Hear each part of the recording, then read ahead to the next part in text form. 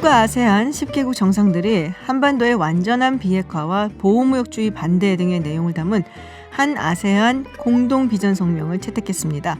관련해서 아산정책연구원 이재현 선임 연구위원과 짚어보고요.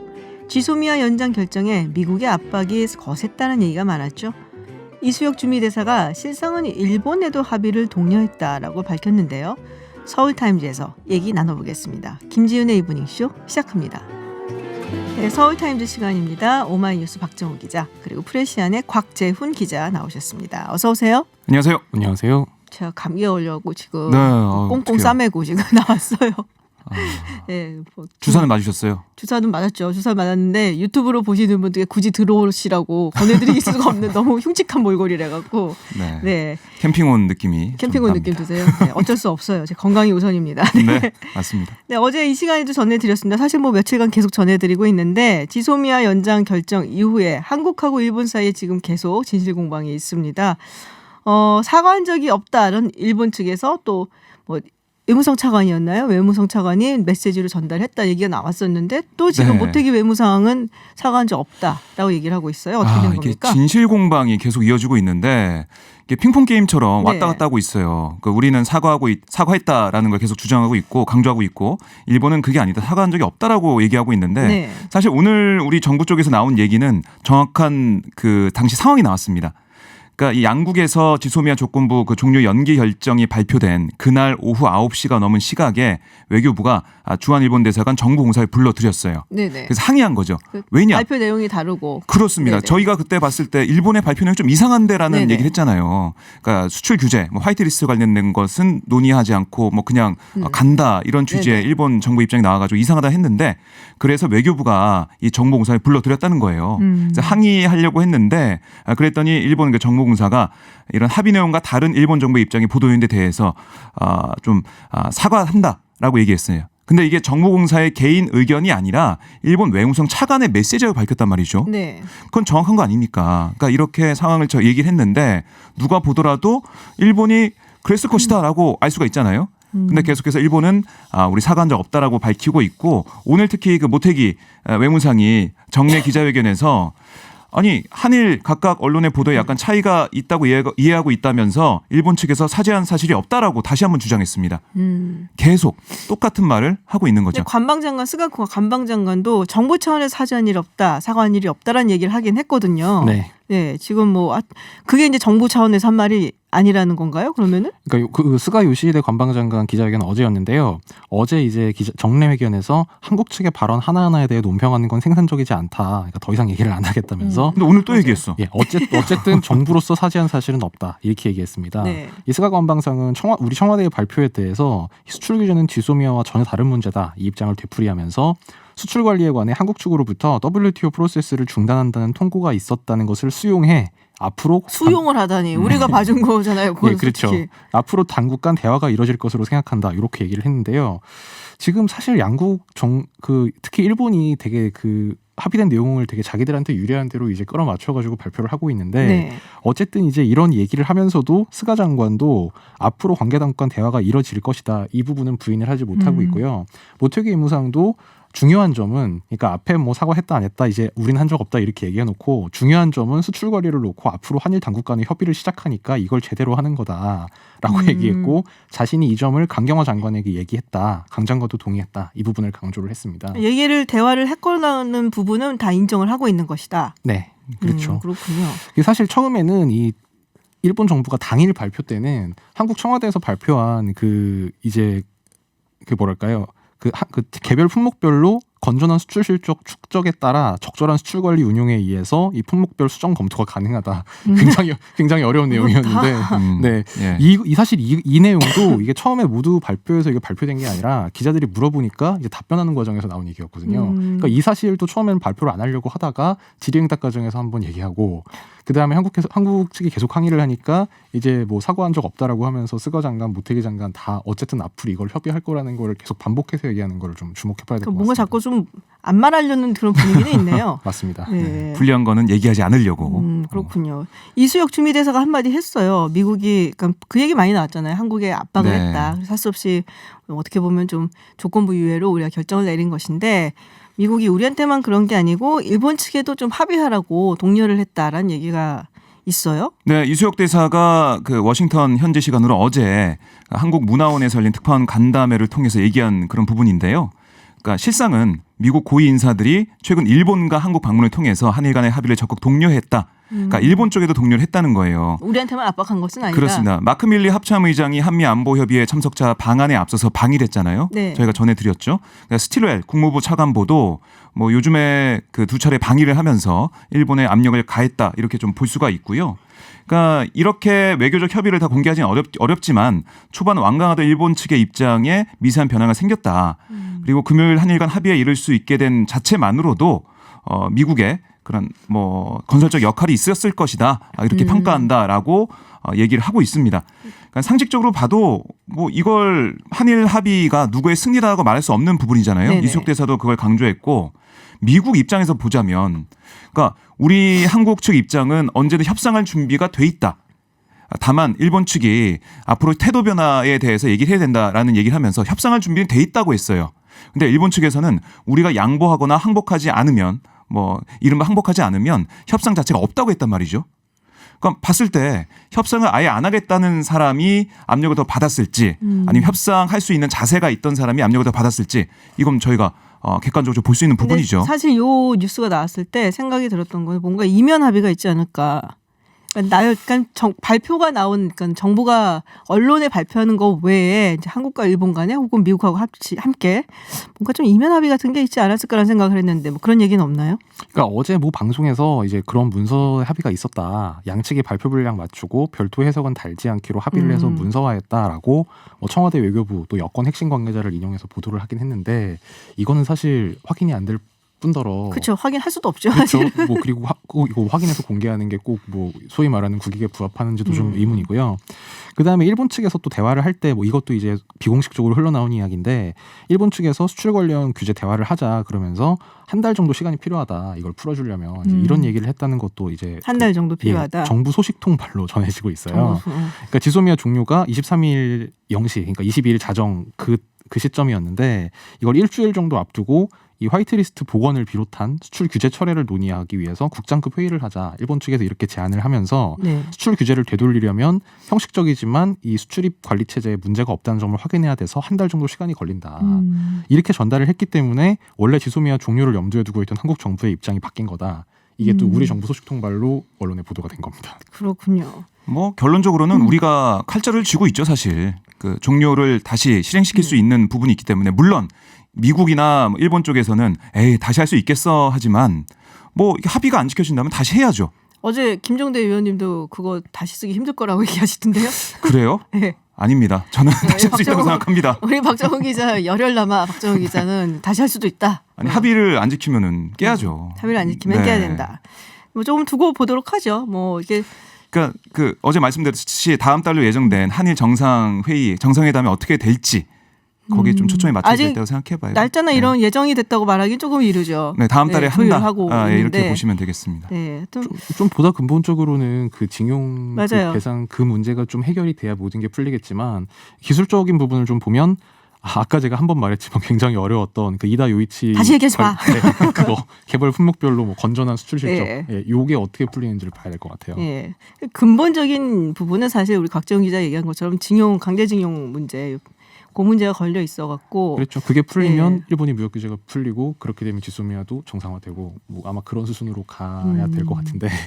네, 어려워. 가기가 힘들죠, 거기까지. 네, 하여튼 뭐 좀 두고 보도록 하겠습니다. 어제 정의당 김종대 의원이 나와서 그 얘기도 했었고 북한 이야기도 좀 했단 말이에요. 근데 국방부가 어제 북한의 해안포 사격과 관련한 항의문을 발송을 했다. 발표는 좀 늦게 했어요. 이게 무슨 차이가 있는 건가요?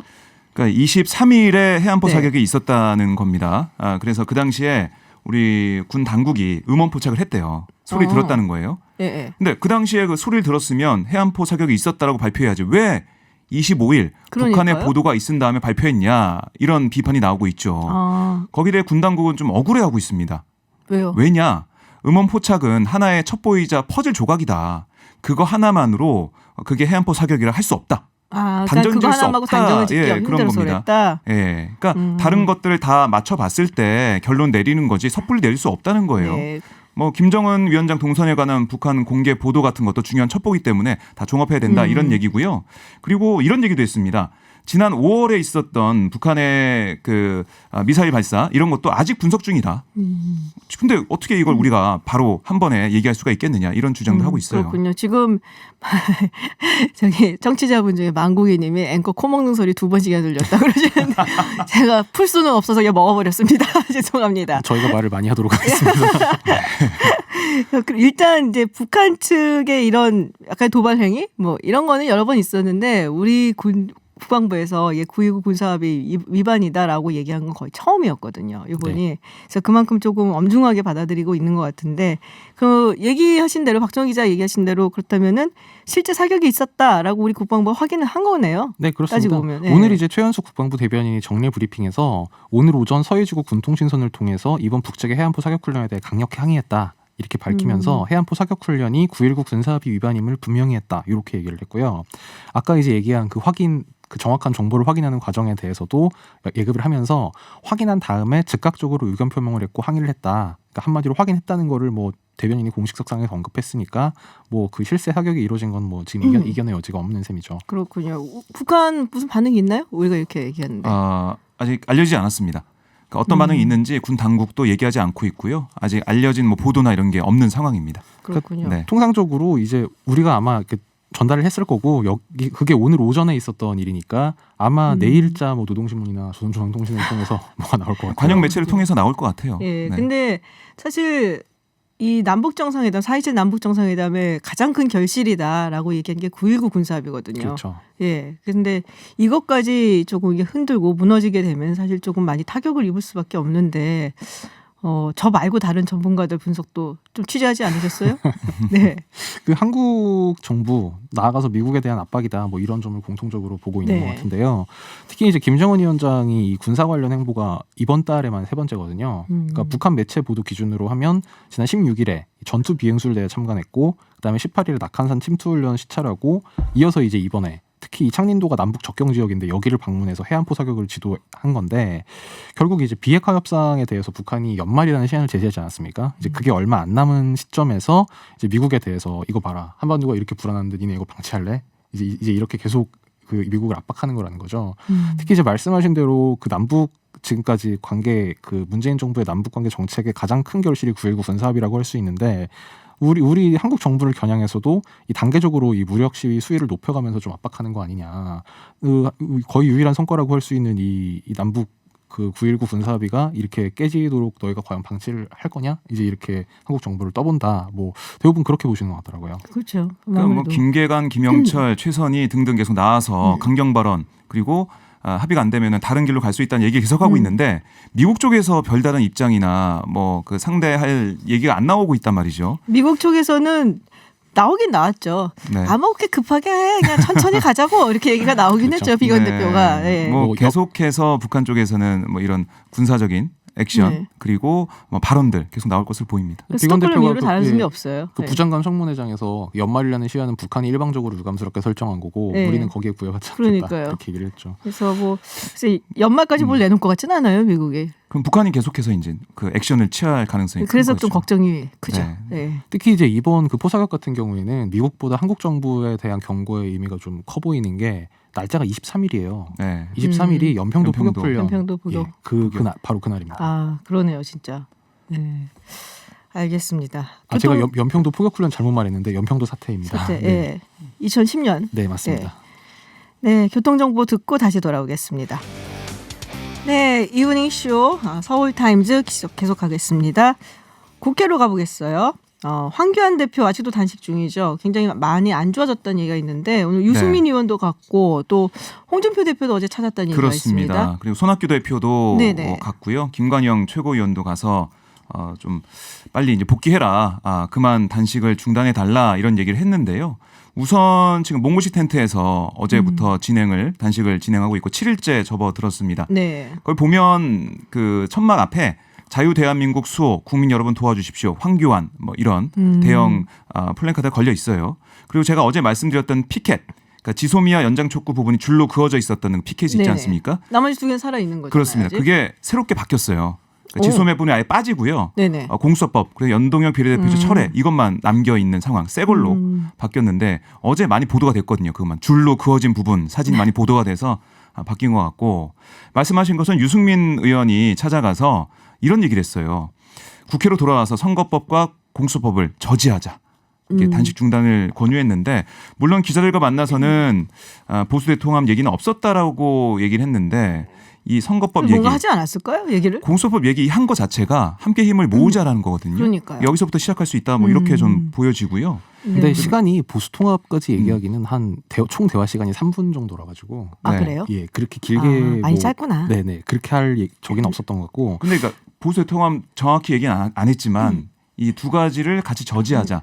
이거 자체가 함께 힘을 모으자라고 볼 수가 있거든요. 그러니까 우리 공화당도 그렇고 우리 공화당 텐트 몇 개나 쳤나 좀 봤더니 100개는 안 됐고 한 세보셨어요? 그 3, 4씩 칸. 그러니까 개수는 15개 정도 되는 것 같은데 칸으로 치면은 3, 4씩 칸 정도 되더라고요. 어쨌든 뭐 군부대가 주둔하는 것처럼 그런 느낌이 드는 뭐 성조기와 태극기가 꽂혀 있는 그런 천막이 쳐져 있었는데 무섭고 집요한 박정호 계셨어요. 우리 공화당과 바른미래당 이 변형 모임 이 의원들 그리고 자유한국당 공수처법과 그리고 선거제를 저지하자라는 데는 의견을 모으고 있단 말이죠.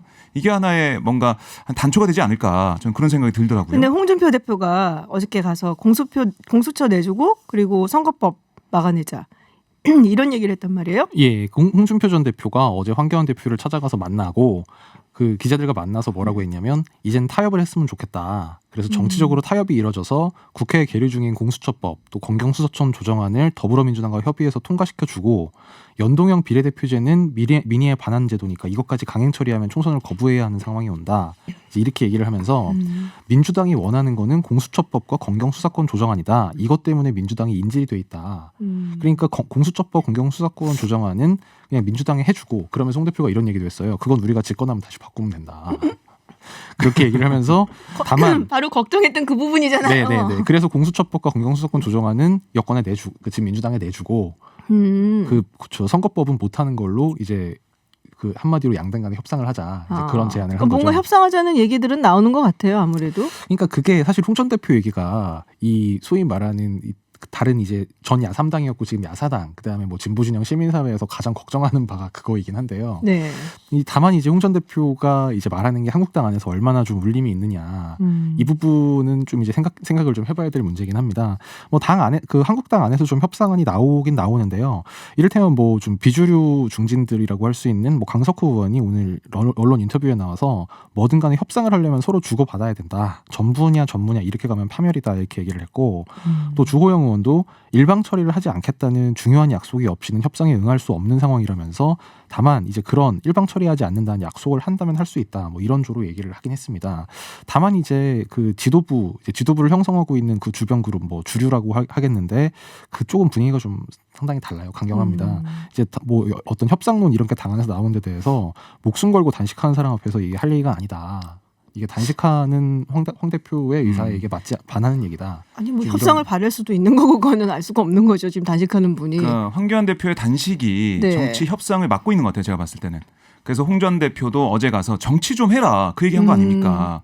주고받기를 하든 뭔가 안을 내든 그래야지 무조건 두 개 다 안 돼.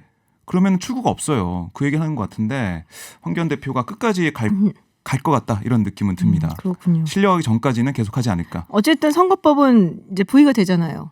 네. 네. 어떻게 될까요? 내일 부의가 되는데 부의는 이제 논의할 수 있는 상태가 되는 거기 때문에 상정이 아니에요. 네네. 그래서 12월 3일 때까지는 그러니까 검찰개혁 법안이 부의될 때까지는 시간이 있다. 일주일 정도 시간이 있다라고 네네. 볼 수가 있고요.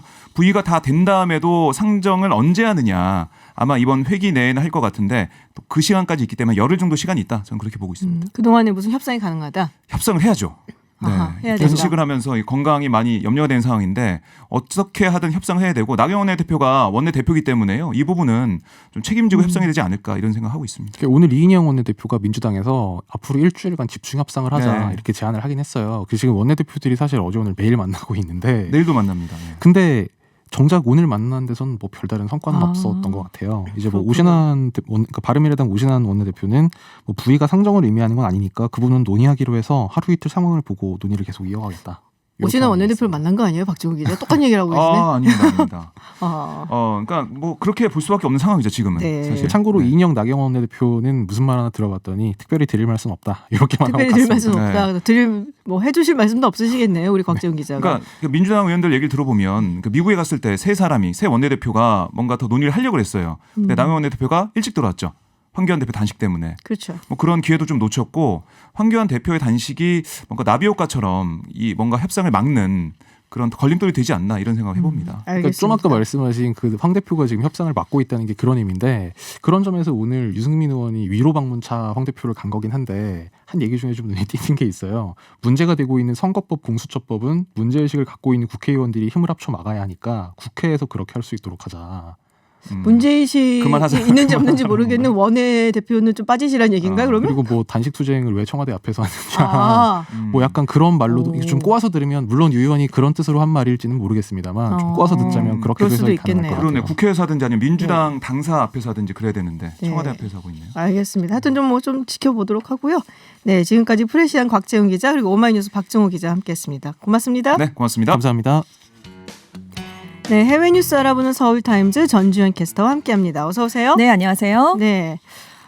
미국 하원이 크리스마스 이전에 트럼프 대통령에 대한 탄핵안 표결을 강행할 것이다. 나오는 게 많아갖고 그때까지 힘들 것 같았는데요. 그러니까요. 일단 청문회가 끝나긴 했잖아요. 네. 그래서 조사 결과 보고서를 작성하는 그런 단계에 들어갔는데 지금 한 2주 정도가 걸릴 것으로 전망이 되고 있다고 합니다. 그래서 하원 법사위는 조사를 주도한 정보위가 보내온 보고서를 토대로 탄핵 소추안 초안을 작성하게 되는데요. 이어서 소추안을 심사하게 됩니다. 그래서 지금 CNN의 예상으로는 크리스마스 전까지 하원 본회의에서 표결이 이루어질 수 있고요. 그 이후에 상원에서 탄핵 심리가 이루어질 것으로 예상이 된다. 이런 보도를 내놨습니다. 근데 그 와중에도 핵심 증인에 대한 추가 공개 청문회는 열릴 수가 있어요. 그러니까 이게 어떤 식으로 진행이 되냐면 조금 설명을 해드리자면은 법안처럼 진행이 돼요. 그래갖고 이거를 이제 법안같이 이게 쓰고 네네. 탄핵안을 쓰는 거죠. 그리고 그거를 이제 가결을 시키느냐 부결을 시키느냐 뭐 이렇게 되는데 지금 아까 핵심 증인들 또 계속해서 뭐 소추해갖고서는 부를 것이다라는 얘기가 나왔단 말이에요. 이제 거기서 주목받는 인물이 하나 있죠. 존 볼튼 전 백악관 국가 안보보좌관. 네, 안보보좌관. 예, 약간 이게 나오는 말투가 뭐 무슨 그 영화 생각나더라고요. 엠파이어 스트라이크스 백. 그래서 제국의 역수 막 약간 네네. 이런 느낌으로 뭐 막 예고편을 지금 띄우고 있단 말이에요. 그렇습니다. 9월에 트위터로 경질이 됐잖아요. 그래서 과연 볼턴 전 보좌관이 증언을 할 것인가 여기에 관심이 다 쏠려 있는데요. 민주당의 시프 정보위원장은 청문회에 출석한 다른 인사들처럼 증언할 용기를 가져야 된다. 이렇게 계속 촉구를 하고 있습니다. 볼턴 전 보좌관이 22일에 이제 트위터에 글을 올리면서 다시 활동을 시작했죠. 계속 지켜봐 달라 뭐 이렇게 적었는데 폭탄 발언을 하려는 게 아닌가? 이걸 암시한 건가? 네. 왜 다들 그렇게 지금 얘기를 하고 있다고 하죠. 그 지금 재임 시절에 비화를 담은 저서를 준비 중인 것으로 알려졌습니다. 왜 이렇게 이 재임 시절에 비화를 담은 저서를 준비한 사람들이 많은지. 이번 행정부 들어서 정말 많은데요. 그래서 민주당의 시프 정보위원장은 책을 낼 때까지 기다릴 게 뭐가 있느냐. 그냥 청문회에 출석해서 차라리 얘기를 해라. 네. 계속해서 이제 촉구를 하고 있는 입장입니다. 네. 그렇군요.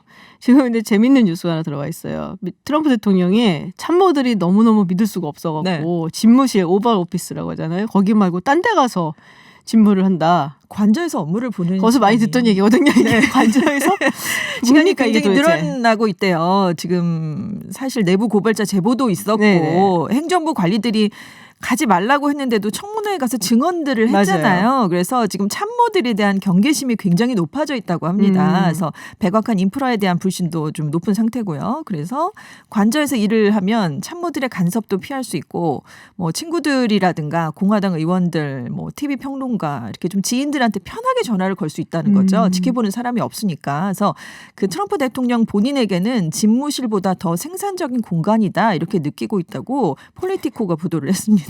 원래 그러니까 오발 오피스에서 나오는 대화 같은 게 녹음이 되거든요. 네네. 보통. 그러니까 아마 이제 그런 걸로 또 나중에 트집 잡히지 않을까 그렇습니다. 뭐 이런 생각도 하는 게 아닌가 싶은 생각이 하도 좀 지금 드는데. 말씀하신 것처럼 비화를 담은 책들도 너무 많이 나오고 그러니까요. 그러니까 왜 이렇게 네. 많이 자르냐고요.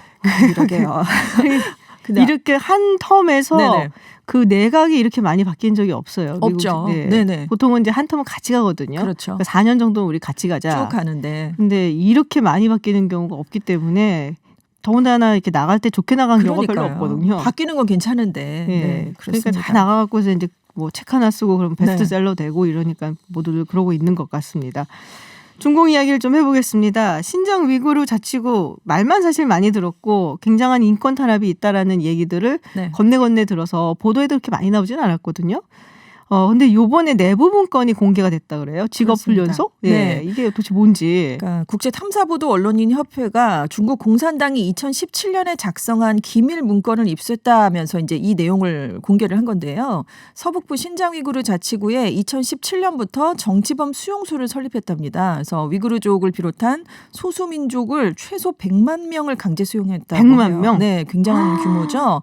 이 사람들을 또 세뇌했다 이런 내부 문건이 공개가 된 건데 이름이 직업훈련소입니다. 근데 수용소예요, 사실상. 그래서 소수민족을 학생 이렇게 부르면서 엄격하게 통제를 하는데 행동이 CCTV로 24시간 감시가 된답니다.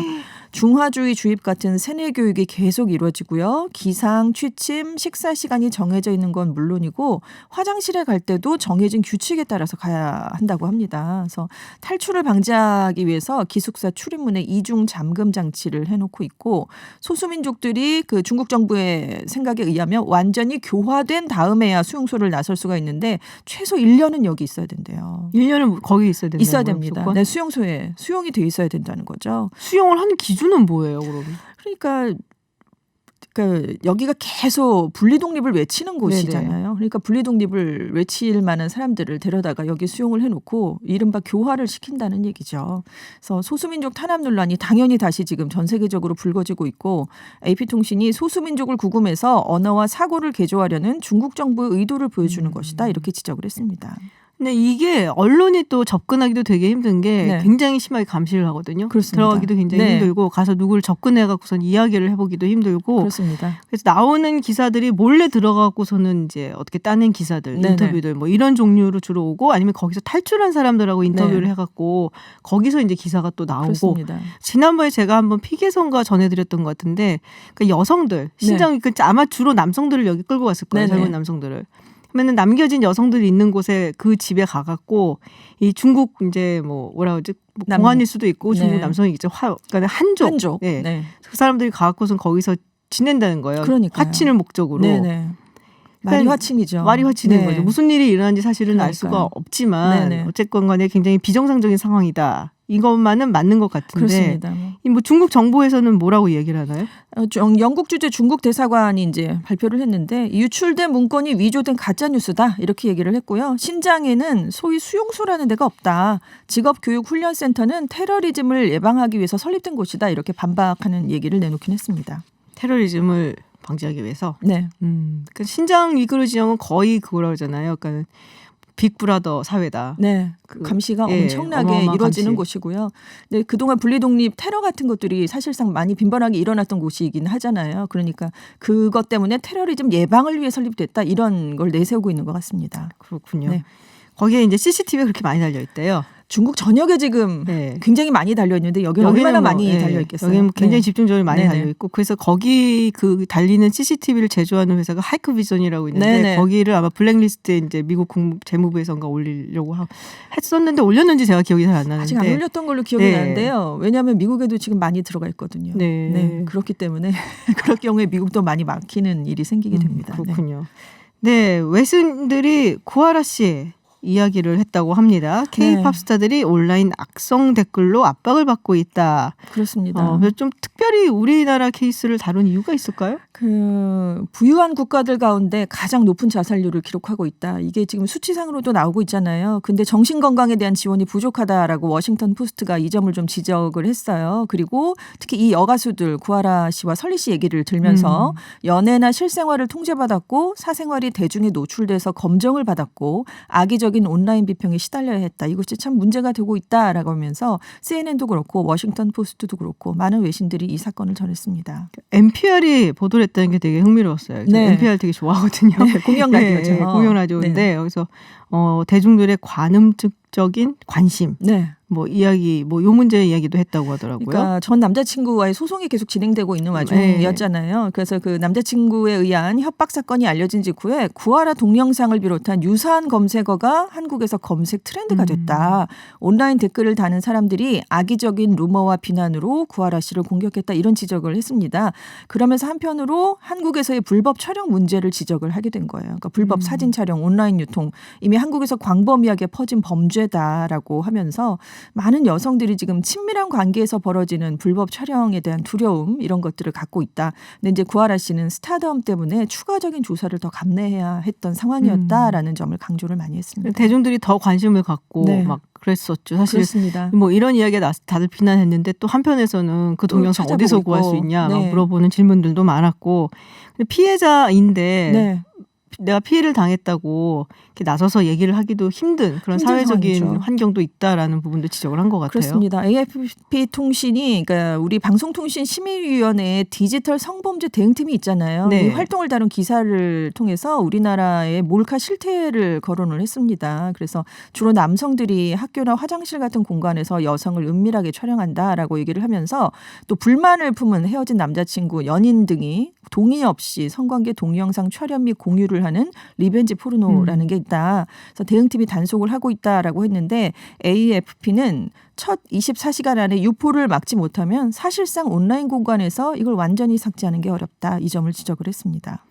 아, 참. 근데 피해자임에도 불구하고 수치심을 느껴야 되는 것들이 있다라는 이 점도 함께 지적을 해서 정말 안타깝고요. 이게 왜 우리가 이런 소식으로 알려줘야 되는가 그렇죠. 그런 생각이 들더라고요. 가장 사실 먼저 고쳐져야 되는 거는 네. 그러니까 외국도 이런 범죄 많거든요. 그렇습니다. 그리고 사실 외국에 있는 뭐 여성들이라고 이런 일이 발생했을 때 네. 우리처럼 피해자인데도 말을 왜 못하나 뭐 비슷해요. 다들 네. 뭐 처음엔 뭐 숨고 이러지만 주변의 서포트, 주변의 이제 지원이라든지 네 잘못이 아니라는 네. 그런 어떤 응원의 한마디 이런 게 훨씬 더 많으니까 그래서 또 버틸 수가 있는 거겠죠. 확실한 판결도 내려지고 네, 맞아요. 있고요. 확실한 네, 판결 네, 그리고 그렇습니다. 가해자에 대한 네. 형벌도 이루어지니까 그런 부분에 대해서는 할 수 있는 게 있지 않을까 분명히 아쉬운 점이 네. 많습니다. 네, 라는 생각이 좀 듭니다.